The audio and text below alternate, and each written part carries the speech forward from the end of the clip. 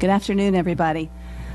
For the one or two of you who don't know me, I'm Barbara Lee. I'm the Senior Vice President for Academic Affairs here at Rutgers, and I'm thrilled to be introducing John Alger. There were four of us or so who conspired to bring him here, and I won the arm wrestle to introduce him. But I want to acknowledge that Rich DeLisi and Dick McCormick and Brent Rubin all have worked very hard to get John here, and they were nice enough to let me do the introduction. This lecture is sponsored by the PhD program in higher education, and if you didn't know we had one, well, we do as of a couple of months ago, and also the Rutgers Leadership Academy, which is organized by the Organizational Development and Leadership group. So most of you probably know a lot about John, but he deserves a good introduction, and there might be a few things that you don't know about him. As you do know, he was the general counsel here at Rutgers until July 1st of 2012, or maybe it was June 30th probably, if you started your new job on July 1st. And we do miss him. He was a very, very important leader here at Rutgers.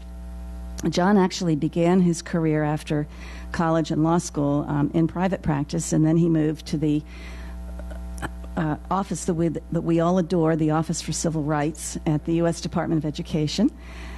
He then worked for the American Association of University Professors. He was an associate counsel at the University of Michigan, and then, of course, he was general counsel here at Rutgers. John was the point person for the very famous Grutter case that pitted the University of Michigan Law School against a variety of organizations that are uncomfortable with affirmative action. And we all know the outcome, a very successful, albeit 5-4, a successful decision in that case. So John was very, very important in helping that happen. He's a nationally recognized scholar and speaker on higher education policy and law, and has given hundreds of presentations across the United States and abroad on a wide range of topics such as access and opportunity, diversity, student and faculty recruitment and recognition and retention, management of financial challenges, student organizations, shared governance, leadership, and academic freedom. And of course, now that he's the president of James Madison University, he's an expert on all of those things because that's what he is working with. He's still teaching, right? He's co-teaching an honors seminar on leadership at James Madison, and if anybody knows about leadership, it's John Alger. In his spare time, he serves on the Division I Board of Directors for the NCAA. He also serves on the American Association of State Colleges and Universities Council of State Representatives and Virginia's Gen Edge Alliance Board of Trustees. He's the past chair of the Board of Directors of the National Association of College and University Attorneys, which has recognized him with life membership and also a Distinguished Service Award. And John has been a very active member of the College Attorneys Association for several decades, and he also sings, so maybe you can persuade him to sing, maybe at the reception, I don't know, but he's got a beautiful voice as well. John was born and raised right outside of Rochester, New York, and got his bachelor's with a political science major, history minor, and public policy concentration with high honors and Phi Beta Kappa from Swarthmore College, and his JD with honors from Harvard Law School. He is going to talk with us today about public or private good, the role of public higher education in modern society. Here's John.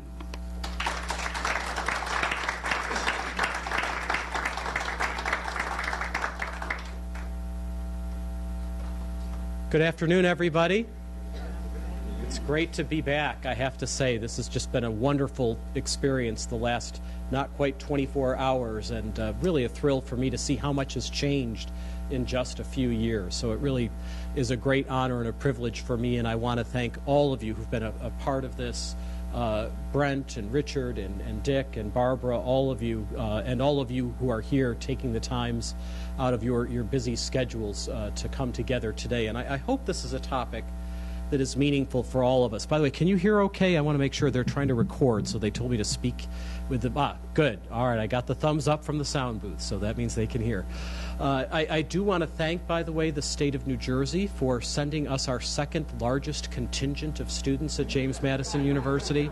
We really appreciate that, so I hope no one ever figures out that you're exporting all these great high school students, because we really do rely on them. For those of you that have not been to our campus in the Shenandoah Valley, we have about 20,000 students, predominantly undergraduates. Over 18,000 of the 20,000 are undergraduates. It's a beautiful location. Started as an all-women's teachers college and now is a full-fledged comprehensive university where you can major in just about whatever you want. So it really is a thrill to be back here at Rutgers, where I learned so much and from so many of the people in this very room.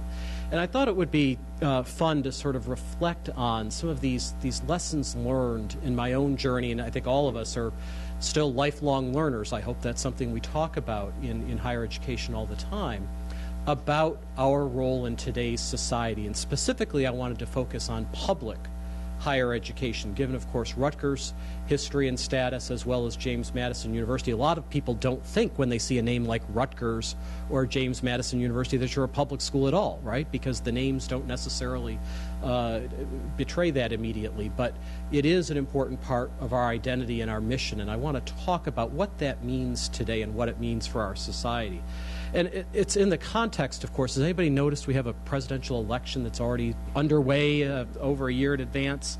And what we do see for higher education, I think, is political discourse where we're being attacked from all sides. So if nothing else, there is some consistency in that. From the Democrats, you have people saying that higher education is outrageously expensive, concerns, of course, with student loan debt, lots of continued calls for increased accountability, right? That has certainly been the mantra of the present administration.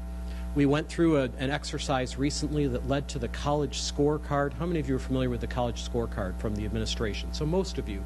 It started, right, they were talking about a federal ratings system where they were going to rate or rank colleges and universities using a whole variety of factors that were all going to get mushed together in some magical formula. Luckily, that didn't happen, and we were left with a more modest version of this college scorecard. But as you know, the key metrics right now in that are tuition, graduation rates, and salaries a few years out of college. There are no metrics to measure what I would at least think of as the public good or public benefits, which we'll talk about in a few moments. So that's something to keep in mind is, you know, we measure what we value and we value what we measure. And certainly what we're seeing come out of the government right now is not focused in what I would call the public good. Republicans then are attacking us in other ways, right? They're attacking the funding for higher education. Faculty, I hear all the time, and tell me if this is a refrain you ever hear here, that, gee, faculty have it easy, they don't have to work very hard, you know, that sort of thing.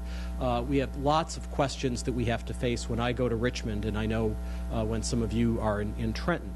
So you're getting attacked on both sides. Our current governor, by the way, has been saying repeatedly around the state of Virginia that our focus, our number one priority, should be economic and workforce development, which, you know, sounds reasonable, right, given coming out of the recession, and we're a state that was affected heavily by sequestration.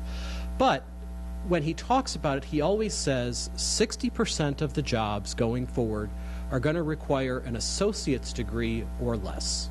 And we need to be producing more plumbers and electricians and people that can get these jobs with certificates. They'll make a wonderful living, and they won't need all of this higher education, which obviously is not necessarily good news for those of us that are at four-year institutions. And many of us sort of scratch our heads and say, well, you know, first of all, what about the other 40%, even using those statistics of the jobs? What about those people?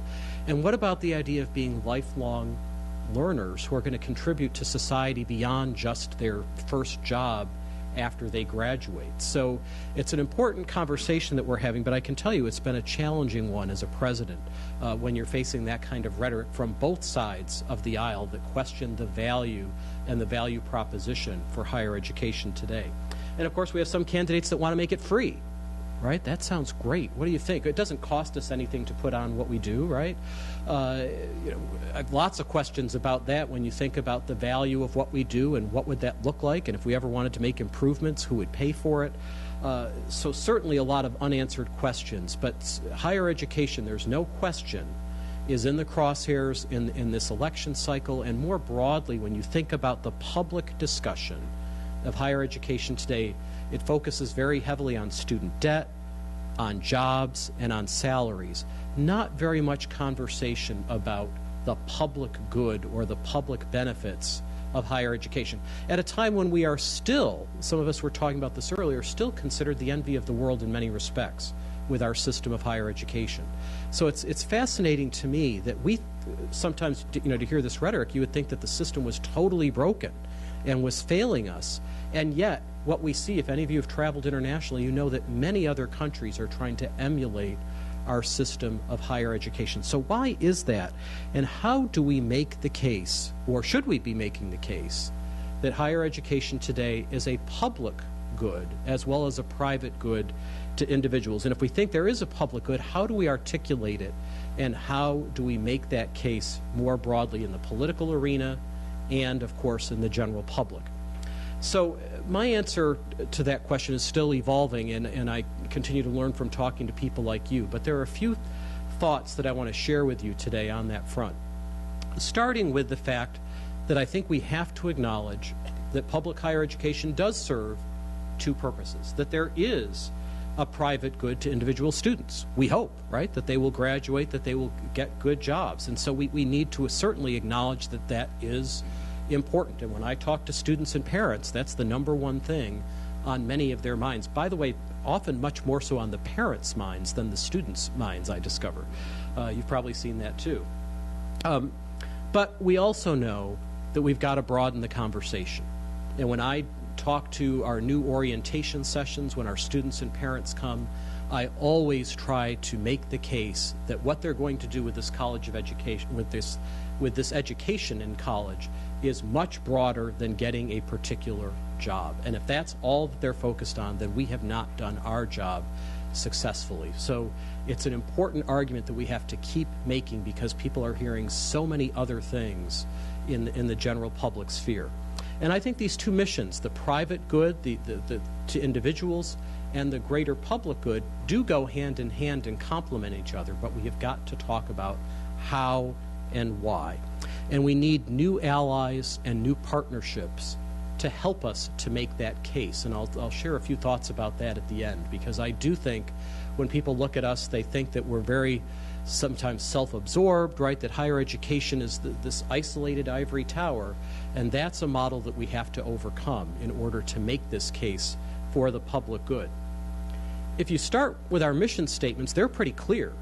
Actually, I've looked at a lot of mission statements in recent years. We went through a strategic planning process at JMU, and if you look at what Rutgers has to say, what JMU has to say, and many other public schools, we're pretty clear that we have a public good aspect of our missions. Rutgers talks about meeting the instructional needs of New Jersey citizens, and also about the value of its research and public service, notably to communities as well as to individuals.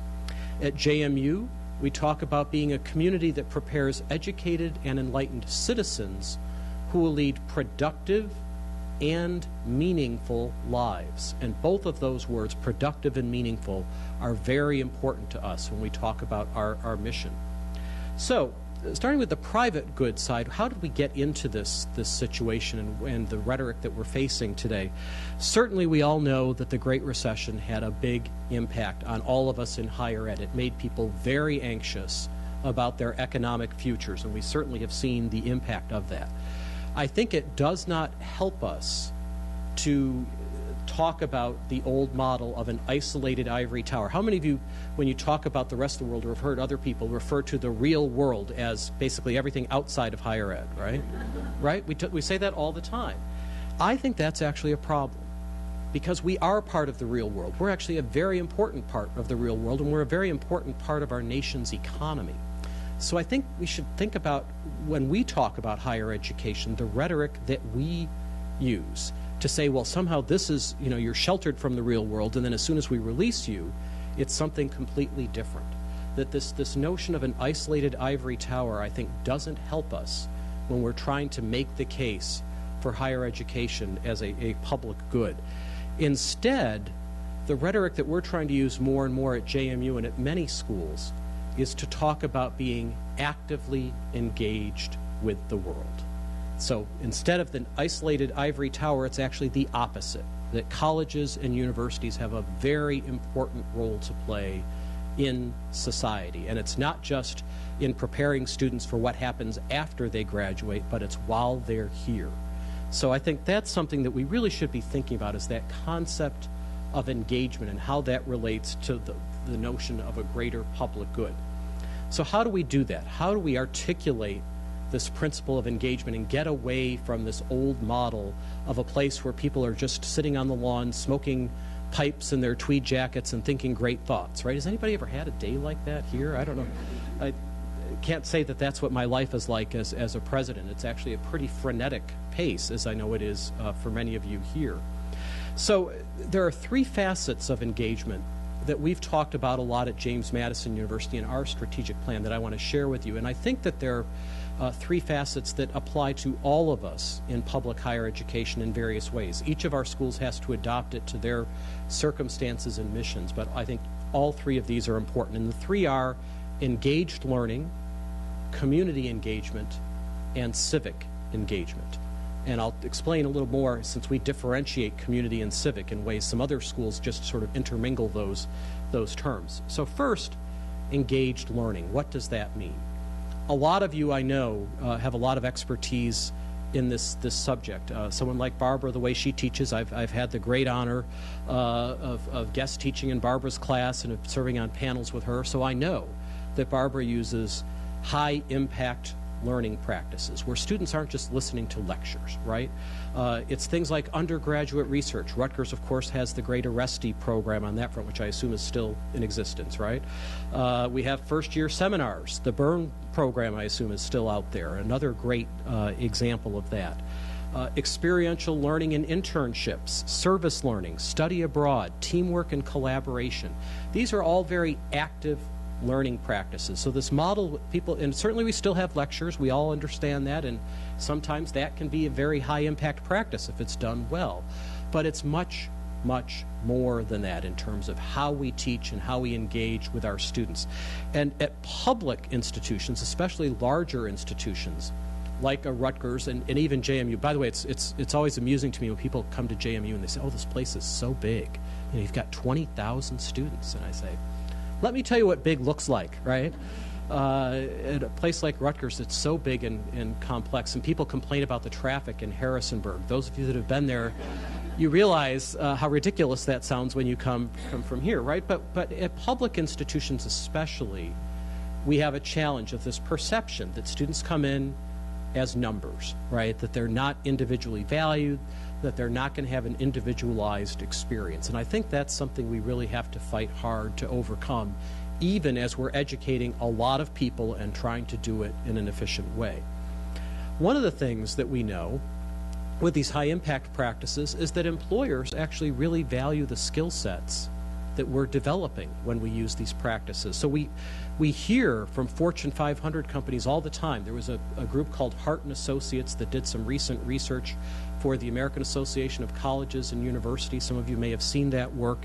And they identified things beyond a major that they really cared about. They said the skill sets we want to see students have in the 21st century are things like critical thinking, communication skills, both oral and written, problem solving and creativity and innovation, resilience, overcoming obstacles, teamwork, leadership, ethical reasoning, and an understanding and appreciation of diversity. Do those things sound familiar to what any of you are doing? Right? I mean, these are the characteristics and the skill sets that we're trying to develop with engaged learning. And interestingly, the focus is less on particular majors and specific course content. Not to say that that's unimportant, but over the long term, how many of you that have been out of school for quite a while are doing exactly the same thing that you did your first job out of college? Anybody? Right? So our jobs and circumstances are constantly evolving. We are all learning on the job. And I think this is an interesting part of the public debate, by the way, about higher education and some of the things that you hear about, for example, with competency-based learning. And, if we just give people a certain test that shows that they've mastered this specific content, when in the long term, that's not what employers are telling us really matters, because the students graduating today are going to have jobs that haven't even been invented yet in many cases.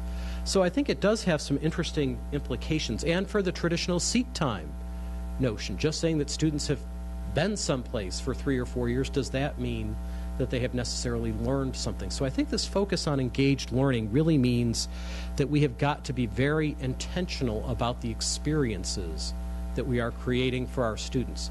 And that can be done in a lot of ways in larger classes as well as smaller classes. But the personal touch matters. Relationships matter. And I think more than ever. I have a daughter who is a junior in high school, and like most students that age, she is completely attached. In fact, I think we're going to evolve so that the phone just comes right directly attached to your hand at some point. And they never talk on the phone, right? It's all texting. So what I see is a need more than ever for the kind of face-to-face interaction that we provide at colleges and universities, and especially at public colleges and universities that are supposed to represent the full diversity of our society, that it's more important than ever for students to learn how to get along with other people, how to work with other people, to be exposed to different perspectives and ideas. There was a survey, by the way, some of you may have seen by Gallup Purdue. Have you seen the survey that looked at, it was a pretty large sampling of 30,000 college graduates, and they found that graduates who had at least one professor who took a personal interest in them and acted as a mentor doubled the odds of those individuals being engaged at work and having a sense of well-being in their lives. So the key was not some subject matter content, it was a relationship with a faculty member. It was having a mentor who cared about them and showed interest in them. Very interesting implications as we go forward and think about what we're doing. Okay, the second aspect of engagement I want to mention is community engagement. Remember I said I think the isolated ivory tower is, at least from my perspective, not the model that we want to be talking about going forward.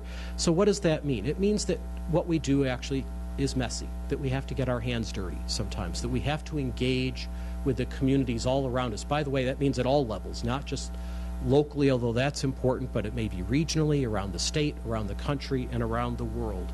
ASCU, which is the State Colleges and Universities group, refers to colleges and universities as stewards of place.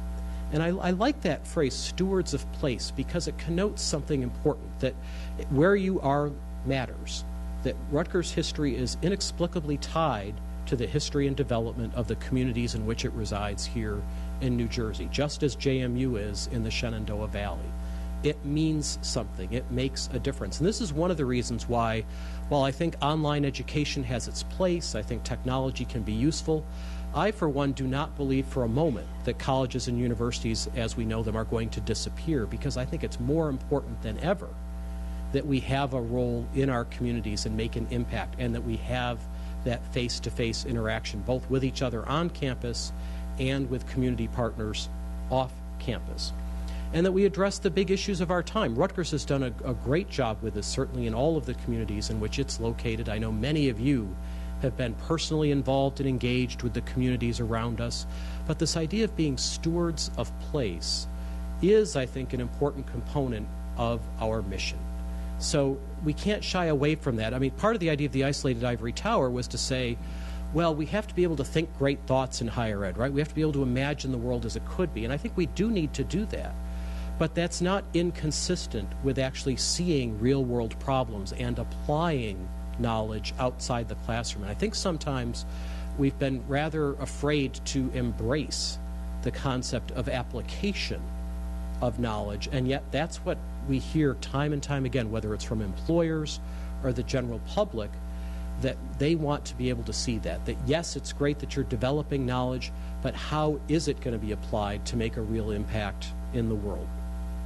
And then the third aspect of engagement that's a big part of our strategic plan and certainly relates to Rutgers as well is civic engagement. So what do I mean by that, and how is it different than community engagement? Well, we're, of course, named for the father of the Constitution. It's fascinating to me how few people actually know who James Madison was. Anybody seen the musical Hamilton by any chance recently? I know, Barbara, you said you'd seen it. We were there the other night, and I have to say my one disappointment was James Madison just gets short shrift. I mean, I understand he was our shortest president, 5'4", and we have a life-size statue of him, which makes me feel really good, not being real tall myself. It means something to us to be named for the father of the Constitution. And when I talk with our students about this, we talk about not just what are your rights as citizens in a democratic society, but what are your responsibilities. And I think this is a big role for us to play in higher education, to prepare people who are going to be involved with the important public policy issues of our time. And that can be any major. It's not just for history majors or poli-sci majors, but if you're in the sciences, certainly there are big issues of science policy, healthcare, right? Huge national issues that we're facing. And what do we hear? So often there is so much cynicism and apathy that we have to deal with. The messages that students are getting from so many sides, right, are don't bother. It's not worth it. You can't make an impact. You can't make a difference. The system is rigged, right?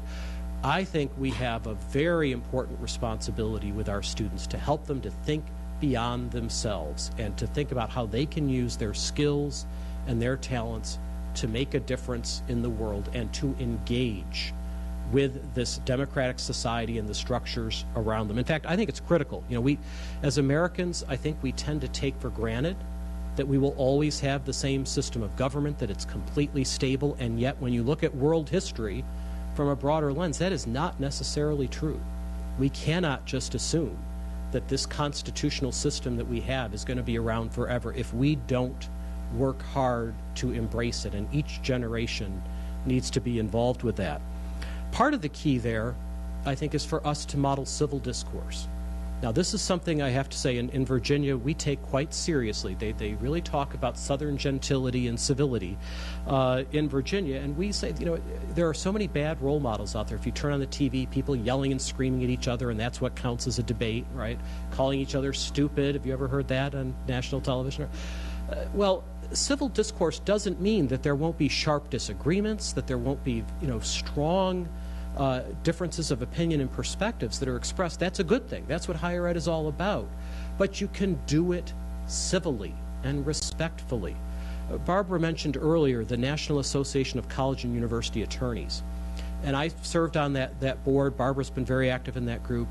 And I used to come back from those meetings so energized, and people would say to me, that sounds like a nightmare to be going to board meetings with a bunch of lawyers for a couple of days, right? Why do you like that? And what I would say is, look, this group understands the value of debate and discourse. And the very best meetings were the ones where, after hearing a great discussion and different points of view, I and others actually changed our minds.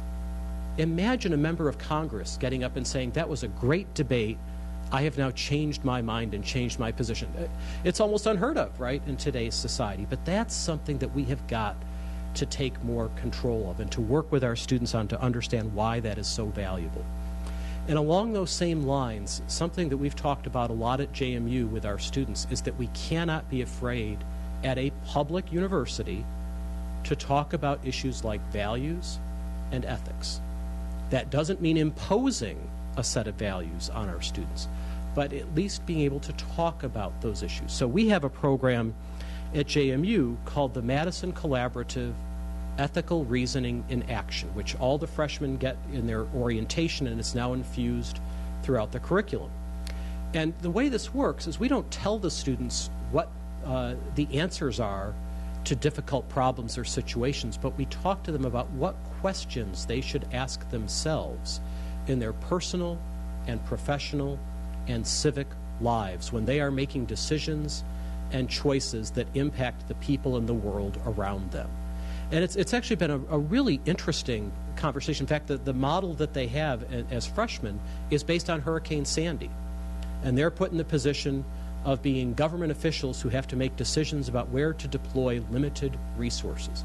And it's led to some very interesting conversations about how you would make these choices with imperfect information, under time pressure, really, really helpful conversations with sharp differences of opinion, but civil discourse, and not being afraid to talk about those types of issues and where we might have honest differences. So that's something I hope that we can continue to do in public higher ed. Again, there's been a fear of talking about values, right? Because and about ethics, because the perception is that imposing religion or something on people. But if we're afraid to talk about it, other people are going to talk about it for us, and they're going to say that's where to go if you want to be completely devoid of values. And that certainly, I think, is not the case for many of us in higher ed. So what about the public good then? If we think that really is part of who we are and what we add to higher ed, how going forward can we get other people to acknowledge and respect what we do and to see the broader role and impact that we have on society? I think, first of all, we have to acknowledge that we are a part of that society. We are not something that is just totally set apart, but that we are a part of that society. And one of the aspects of that really matters is that we represent that society in its entirety. One of my biggest concerns, and it's something that I have worked on through much of my career, and I'm looking here at Dick, who's been a tremendous champion, as well as others in this room, of the importance of access and opportunity in higher education for people of all backgrounds. I am seeing such a resegregation in so many ways in higher education, where privilege is being reinforced by higher education instead of us being an engine of opportunity. And people see that, right? And it makes them very cynical about what we're doing. That is something I think we really have to pay attention to, and we really have to take that challenge, bless you, it's very, very seriously as we go forward. The challenge of providing access for individuals of all backgrounds. Now, how do you do that? It's certainly not easy to do, especially in this budgetary environment. When I go to Richmond, it's fascinating, the conversation with legislators. They say, well, we don't really believe in putting money into financial aid because that means some students are just paying to subsidize other students. I say, well, yeah, that's true, but frankly, all of our in-state students are being subsidized by the state's taxpayers and by others who contribute to the university. So pretty much everybody is getting a subsidy of some sort when they come here, whether they recognize it or not. But that, I think, is something that we really, really have to focus on and talk about, and we can't get tired. This is one of those issues where there's been such a backlash in American society against efforts to diversify, against efforts to provide equal access. It's very easy to become weary and to give up. And I see this from time to time with people I deal with. Why start another program? It's just going to be expensive. It's going to be difficult. We might not be able to sustain it. You've got the tremendous Rutgers Future Scholars Program, which I assume is still going strong here. We modeled a program at JMU after that called Valley Scholars. Very different context, but where we're working with the local public schools to provide a pathway to higher education for students from disadvantaged backgrounds who would be first-generation students. Turns out in the Shenandoah Valley, you've got just as many of those students as you do in Camden or Newark.